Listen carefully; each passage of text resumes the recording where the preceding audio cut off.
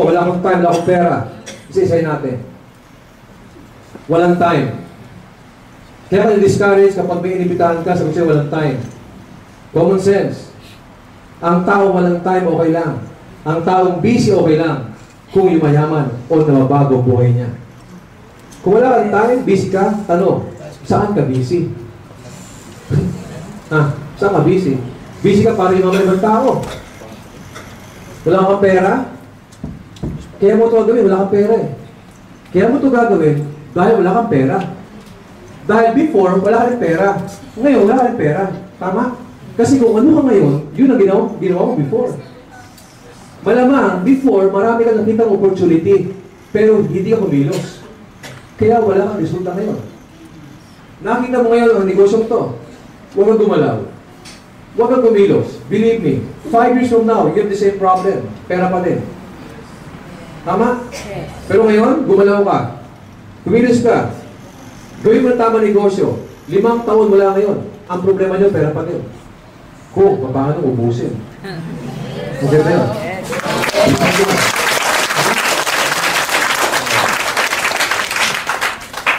Walang time, ayaw ng asawa. Kaya ayaw ng asawa mo, kaya ayaw ng magulang mo, hindi nila alam to. O dapat ipaalam mo sa kanila. Ano pa? Pyramiding. Ang pyramiding, mga kaibigan, kung sino nauna, yun ang rin mayaman. Dito, ngayon ka mag-umpisa, kahit yung mga nauna sa'yo, pwede mo nagpasa ng kinikita. Ang pyramiding, puro pera-pera pinag-usapan. Tayo may produkto. Ano pa? Malayo. Malayo daw, Las Piñas. Malayo, Ortigas. Guys, marami sa Pilipinas na pupunta ng Saudi para kumita. Tanong, ano malayo? Ortigas o Saudi?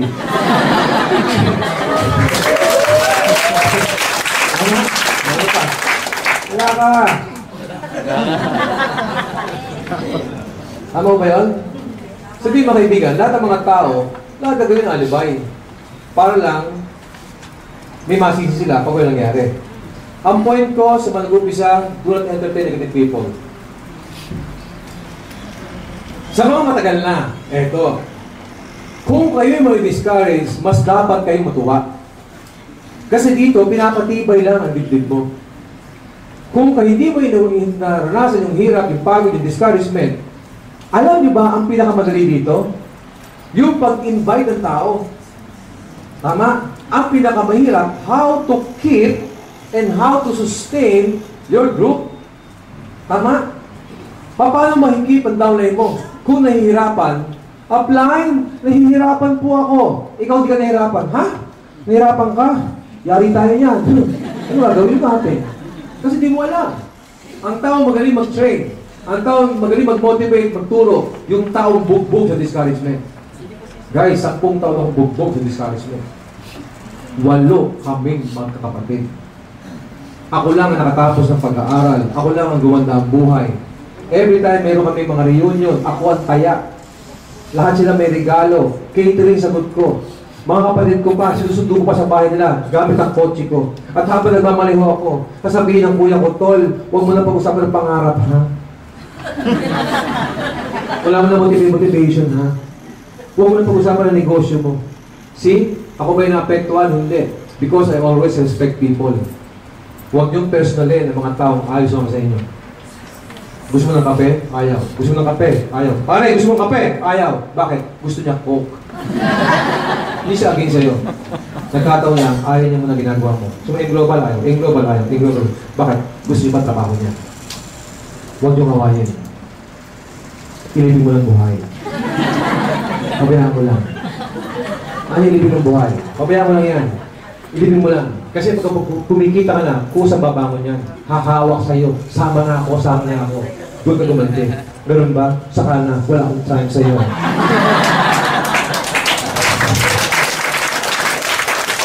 Are you learning? Yes! Every time na kayo ay nakaririnig ng mga success stories, na parang naka-inspire. Tama? Yes. Pero mga kaibigan, kung baga sa pelikula, yung mga tao naging successful, tapos na ang pelikula nun. Pero hindi na naman kung paano sila mag-shooting.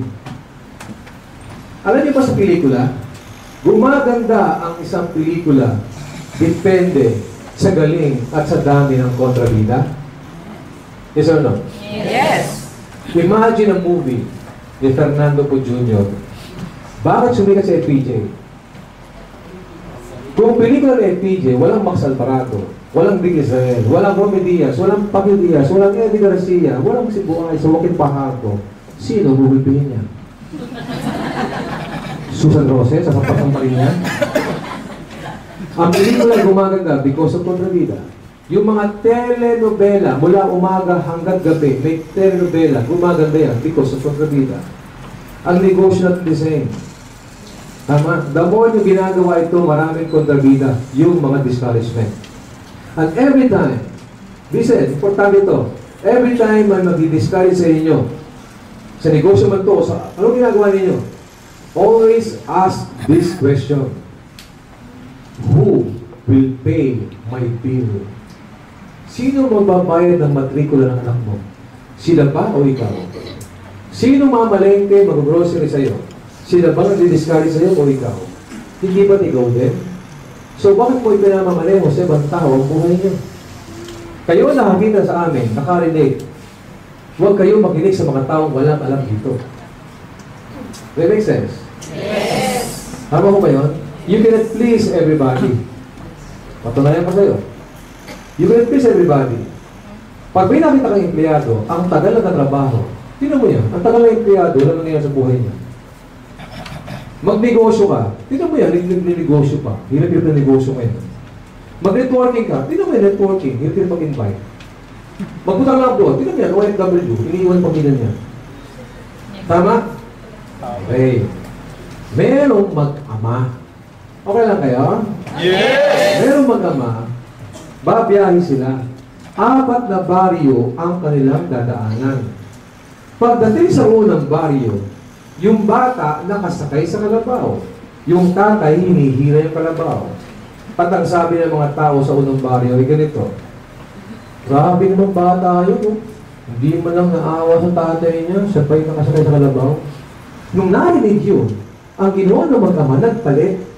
Pagdating sa pangalawang baryo, yung tatay mamang sumakay at yung bata ang humila ng kalabaw. Sabi ng mga tao sa pangalawang baryo, grabe naman tatay, hindi na naawa sa anak niya, oh. Siya pa'y nakasakay sa kalabaw. Nung narinig yun, pagdating sa pangalawang baryo, ang ginawa ng mag-ama, sumakay pareho sa kalabaw. Sabi ng mga tao, so, naman mag-ama rin, oh. Hindi naman lang naawa sa kalabaw. Pagdating sa 4 na baryo, ang ginawa ng mag-ama, bumaba pareho at inakay ang kalabaw. Nung nakita ng mga tao sa pang-4 na baryo, ganito, sabi ng mga tao, tingnan mo yung mag-ama, ang tanga-tanga. May kalabaw, walang sakyan. You cannot please everybody. Kahit anong gawin nyo, meron kukontra sa inyo. Kumontra mo sila, kung alam mo yayaman ka, okay lang. Ano nangyari? Yung mag-ama pare, iniwan yung kalabaw sa kalye. Naglakad mag-isa. At habang naglalakad mag-isa yung kalabaw, nahulog yung kalabaw. Nahulog sa balon. Sabi ng mga tao, uy, kalabaw! Nahulog sa balon. Naku, mahirap iangat yan. Ang gawin natin, dyan natin ilibig. Ginawa ng mga tao, hukay tabon. Ang ginagawa ng kalabaw, pagpag.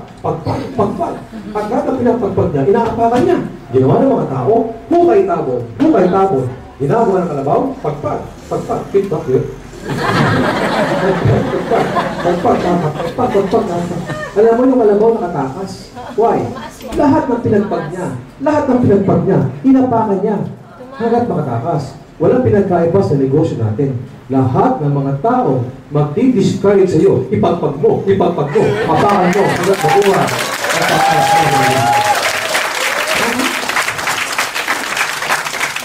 Magandang discouragement. Yan ang magpapaangat sa inyo. Ang number 1 motivation dito, yung discouragement. Ang mga tao hindi aabangan yung pag-angat mo. Believe me, ang mga kaibigan, kamag-anak, kilala mo, hindi aabangan yung pag-angat mo. Ang inaabangan nila, yung pagbagsak mo. Why? Sila kasi, before nag-join, wala nangyari. Hindi sila papayag na yumaman ka. Tama mo ba yun? Last topic. Kilala niyo si John Aspirin? Yes! Bakit pag siya ang speaker ng mga tao nagsisigawan? Kasi si Mr. Excitement. This is a people's business. Kaya kailangan meron kang energy, meron kang excitement sa sarili. People's business, pag wala kang excitement, mahirap mag-imbita. Brad, gusto mong ilumahan. Baka sabihin sa'yo, para ikaw na lang. Bakit? Hindi ka pa nag-uumpisa, baka nalulugi ka na eh. Ang tao, gusto mo barkadas, tao masayahin. Walang pinagkaiba sa mga seminar. Ang mga tao, enjoy pag